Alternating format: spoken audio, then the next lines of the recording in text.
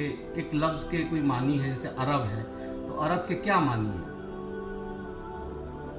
तो ऐसे ही एक लफ्ज़ है अजम, अजम के क्या मानी है। तो जो अजम है उसके मानी जो है, लुग़वी मानी जो है, वो है गूंगे के, जो बोलना नहीं जानता। इसी के बरक्स जो अरब के मानी हैं वो हैं जो बहुत अच्छा बोलना जानता है, बहुत फसीह बोलना जानता है, जो ज़बान जानता है।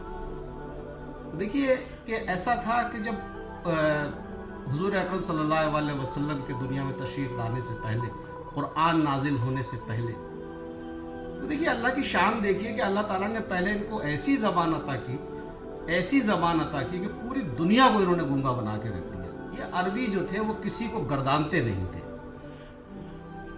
सबको ये कहते थे कि तुम क्या जानते हो, हंसी उड़ाते थे कि तुम क्या जानते हो, तुम अजमी हो, तुम गूंगे हो, हम अरबी हैं, हम बोलना जानते हैं, हम अहले ज़बान हैं।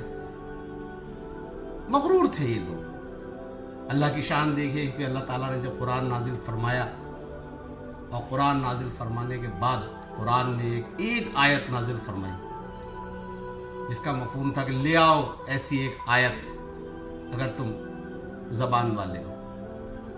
उसी को नज़र रखते हुए एक 4 मिसरे जो मेरे इंटरनेट पर लोगों तक पहुँचे, तो लोगों ने ये सवाल किया कि भाई अजम का मतलब क्या है और अरब का मतलब क्या है। तो आप अजम के मतलब समझ गए हैं, अरब के मतलब समझ गए हैं। अब वो 4 मिसरे जो हैं वो ये है कि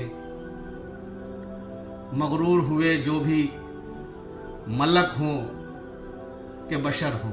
मलक कहते हैं फरिश्तों को, बशर यानी इंसान, यानी कि वो जो भी लोग मगरूर हुए, चाहे वो फरिश्ते हों चाहे वो इंसान हो, जिनको गुरूर हो गया, अल्लाह ने उनके गुरूर को कैसे तोड़ा।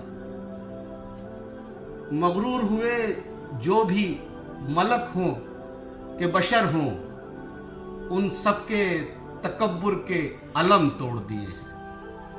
मगरूर हुए जो भी मलक हों के बशर हों, उन सब के तकब्बुर के अलम तोड़ दिए हैं।